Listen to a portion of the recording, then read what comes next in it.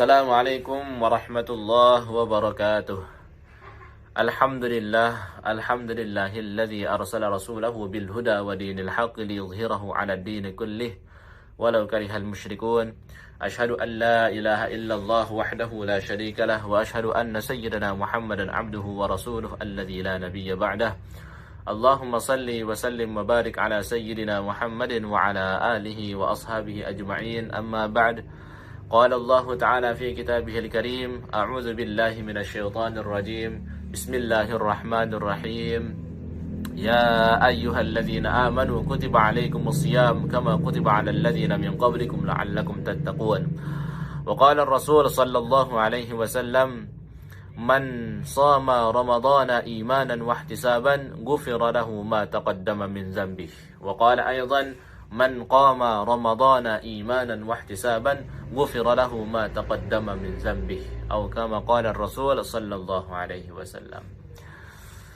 Pertama-tama al-mukarram wal muhtaram yang kami hormati Bapak Kepala Sekolah Bapak Raden Janjan Aji Nugraha Maulani MPD, dan yang kami hormati seluruh guru-guru dan staf-staf sekolah SMP SMA Islam Bakti Asih, dan yang kami hormati pula bapak-bapak dan ibu-ibu wali murid, siswa-siswi SMP SMA Islam Bakti Asih, dan tak lupa yang kami cintai, yang kami sayangi, yang kami banggakan, siswa-siswi SMP SMA Islam Bakti Asih. Alhamdulillah, alhamdulillah, segala puji bagi Allah Subhanahu wa taala, yang mana Allah Subhanahu wa taala masih senantiasa memberikan kita kenikmatan-kenikmatan.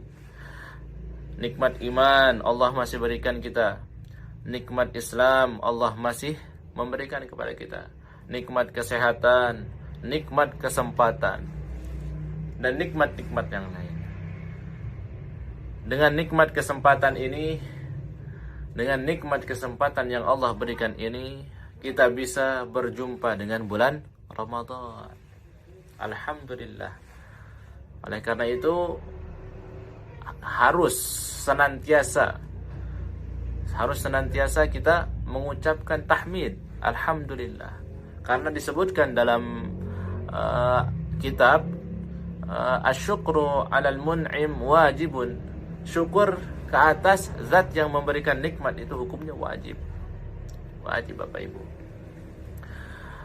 Salat serta salam tak lupa kita haturkan kepada baginda Nabi Muhammad sallallahu alaihi wasallam, yang mana beliau dan keluarganya dan para sahabatnya dan para tabi'in, para tabi'in dan seluruh pengikut beliau hingga akhir zaman, yang mana mereka semua ini telah memperjuangkan agama ini. Memperjuangkan agama ini dengan apa? Pertama, dengan harta mereka. Kedua, dengan jiwa-jiwa mereka.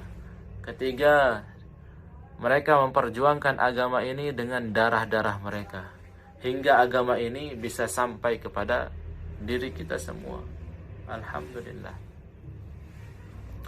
Baik hadirin rahimakumullah, sekarang kita berada di bulan Ramadan. Bulan Ramadan itu adalah bulan saling bagi-membagi. Bulan Ramadan itu adalah bulan saling tolong-menolong. Bulan Ramadan itu adalah bulan yang penuh dengan keberkahan. Bulan Ramadan itu adalah bulan empati. Bulan Ramadan itu adalah bulan sosial.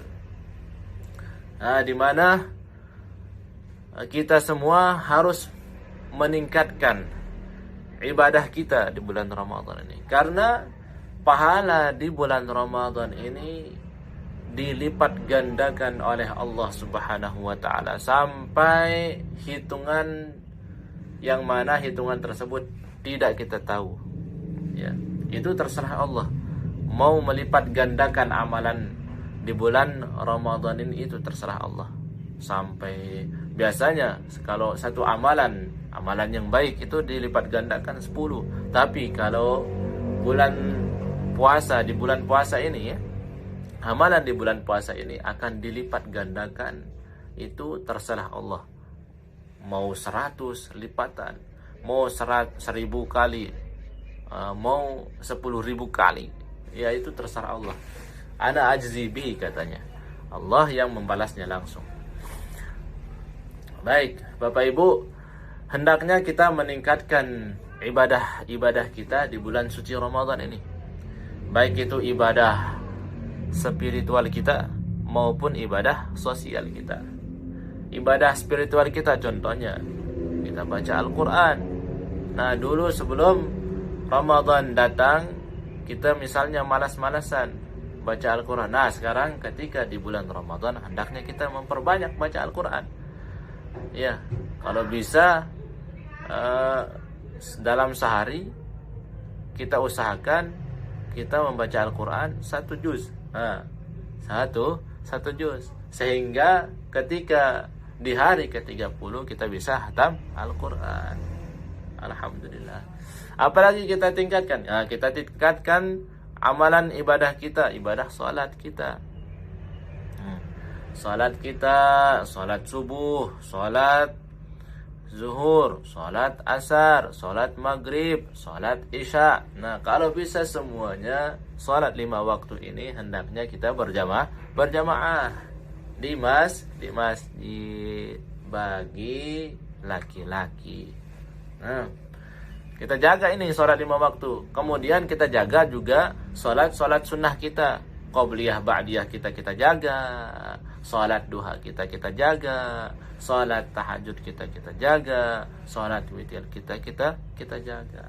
Nah, salat wajib maupun salat sunnah kita jaga semua. Kita tingkatkan ibadah spiritual kita. Nah, kemudian kita tingkatkan juga ibadah sosial kita. Ibadah sosial kita.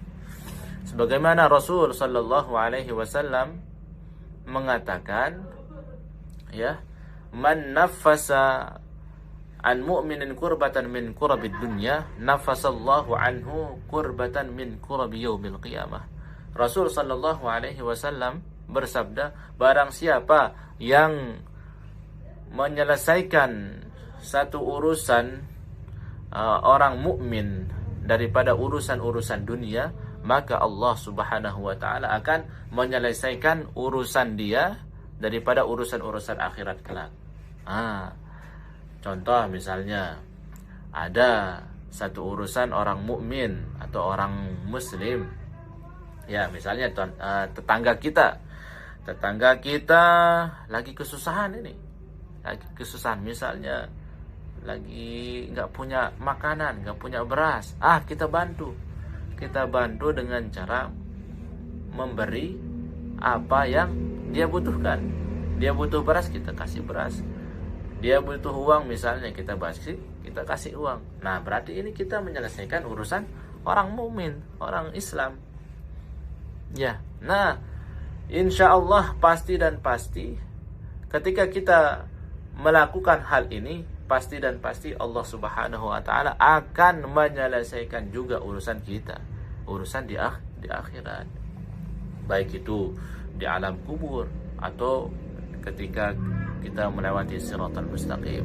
Itu wallahu alam. Pasti Allah akan menyelesaikan urusan kita. Apalagi hadis Rasul sallallahu alaihi wasallam tentang ibadah sosial.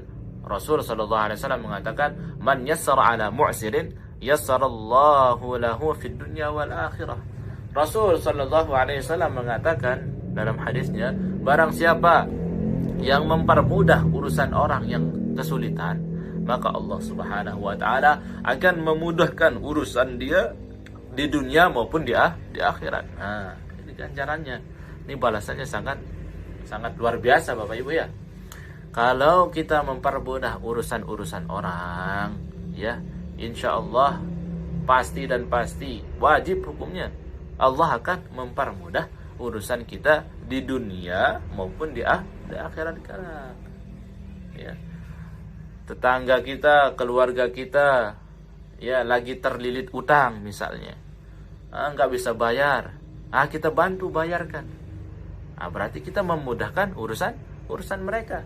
Dan pasti karena sebab kita memudahkan urusan mereka, insya Allah kita akan dipermudah urusan kita oleh Allah Subhanahu wa taala di dunia maupun di akhirat. Harus diyakini nih Bapak Ibu hadirin rahimakumullah. Itulah dua ibadah yang kita harus tingkatkan.